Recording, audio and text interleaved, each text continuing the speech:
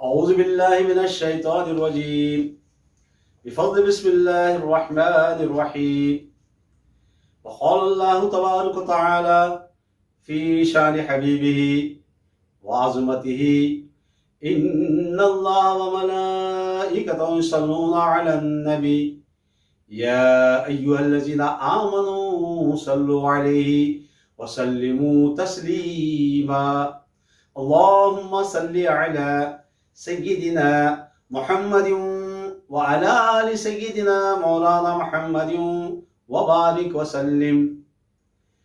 پیارے آقا صلی اللہ علیہ وسلم کے پیارے دیوانوں، شمع رسالت کے پروانوں اور اولیاء اللہ کے چاہنے والوں، آپ کی خدمت میں اس وقت حدیث پاک حضرت سیدنا عبداللہ ابن مسعود رضی اللہ تعالیٰ عنہ کی روایت سے یہ حدیث پاک بیان کرتا ہوں، جس میں آپ فرماتے ہیں جو شخص یہ کہے استغفر اللہ العظیم الذی لا الہ الا هو الحی القیوم واتوب الیہ، جس کا ترجمہ ہے میں اللہ تعالیٰ سے بخشش مانگتا ہوں جس کے سوا کوئی معبود نہیں، اور وہ زندہ اور قائم ہے، اور اس کے طرف رجوع کر کے توبہ کرتا ہوں۔ اس حدیث کی روشنی میں حضرت عبداللہ ابن مسعود رضی اللہ تعالیٰ عنہ ایک واقعہ بیان کرتے ہیں، جس سے ہمیں معلوم ہوتا ہے کہ انسان جب توبہ کر کے اللہ کی بارگاہ میں اپنے گناہوں کی معافی چاہتا ہے، اپنے گناہوں پر شرمندہ ہو کر استغفار کرتا ہے، تو اللہ تعالیٰ اس کے تمام گناہوں کو معاف فرما دیتے ہیں۔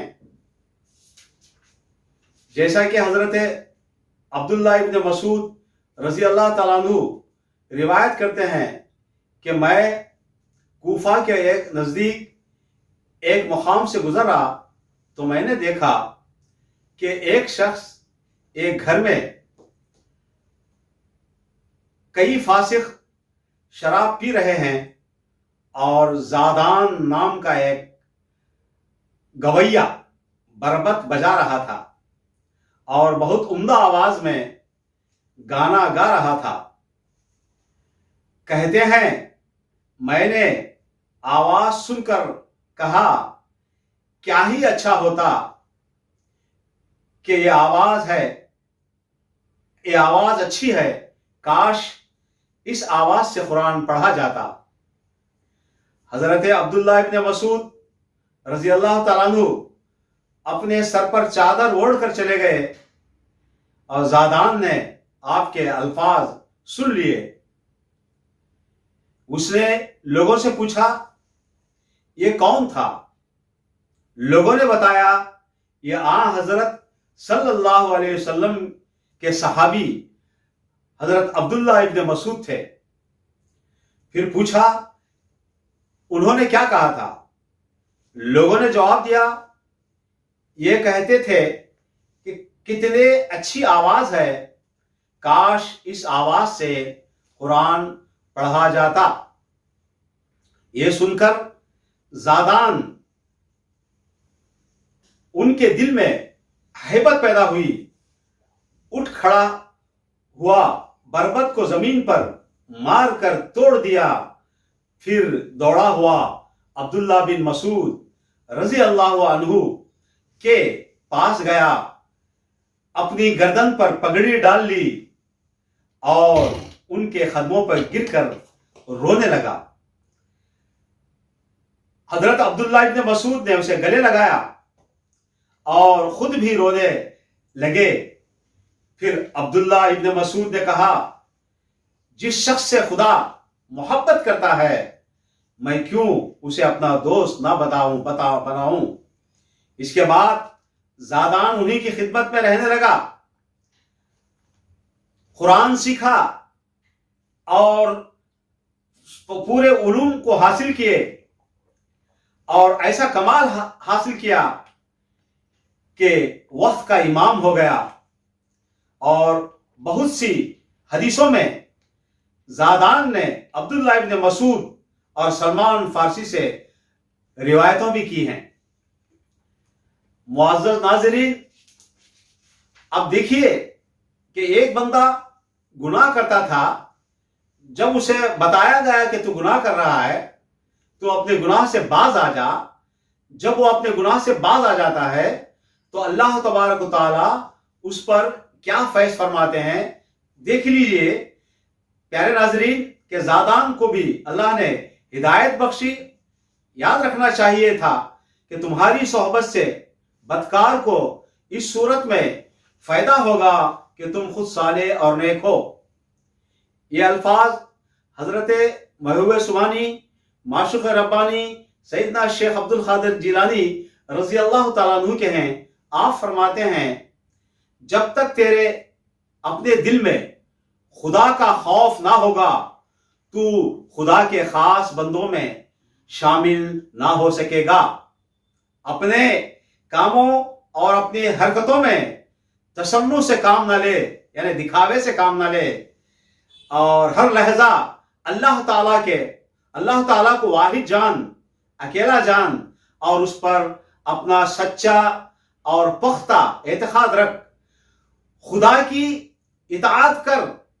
ऐसा करने से वो तुझे दीन पर मजबूत और मुस्तहकम रहने में मदद देगा। वो तुझे नफ्से अम्मारा, शैतान, जिन व बशर और तमाम गुनाहों और बदउनवानों की बुराइयों से महफूज रखेगा। और गैर मशरू चीजें जो शरा में नहीं हैं, शरीयत में नहीं हैं, उनको गैर मशरू कहते हैं। जो गैर मशरू चीजें जो मशरू चीजों में शामिल होगा तो वो राइज हो जाते हैं और तेरे सबसे इसका तदारुक होगा। तो मालूम यह हुआ कि मेरे प्यारे नाजरीन, आप इस वाक़ये से अंदाजा लगाए होंगे और नसीहत हासिल किए होंगे कि देखिए कि गुनहगार बंदा जब अल्लाह की बारगाह में हाजिर होकर सच्चे दिल से तौबा करता है और उसकी तौबत में एक इनकलाब पैदा हो जाता है। यूं कह लीजिए कि वो एक इनकलाब वाली तौबा को तौबा किया और अपने गुनाहों को अल्लाह की बारगाह में माफी चाहा, तो अल्लाह ताला उसके तमाम गुनाहों को माफ कर देते हैं। जैसा कि इब्ने मसूद रहमतुल्लाह अलैह इरशाद फरमाते हैं हदीस पाक में कि जब इंसान सच्चे दिल से तौबा करता है तो उसके गुनाह बख्श दिए जाते हैं, ख्वाह उसके गुनाह समंदर के झाग की तरह बकसरत क्यों ना हो, यानी समंदर की झाग की तरह ज्यादा क्यों ना हो, उसके गुनाहों को माफ हो जाते हैं। तो मालूम हुआ कि हमारे इस वाक़े से एक हजरत ज़ादान को इनकलाब पैदा हुआ।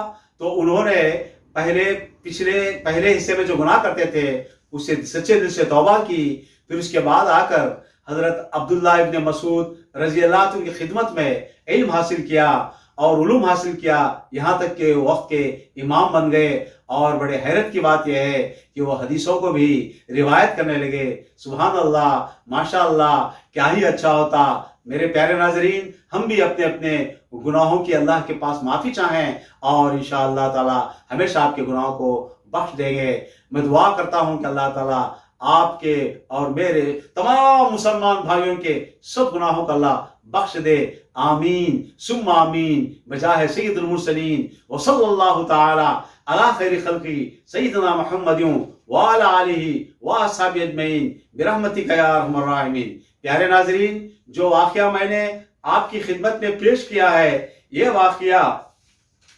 हजरत महबूब सुभानी माशूक़ रब्बानी सैयदना शेख अब्दुल कादिर जिलानी रज़ी अल्लाह तआला अन्हु की मुस्तनद किताब गुनियतुत तालिबीन है, उसका उर्दू तर्जुमे का ये हिस्सा है। सफ़ा 284 सफ़े पर यह वाक़या लिखा गया है। उम्मीद है कि आप तमाम इस वाक़ये पर अमल करेंगे। वस्सलामु अलैकुम व रहमतुल्लाहि व बरकातहू।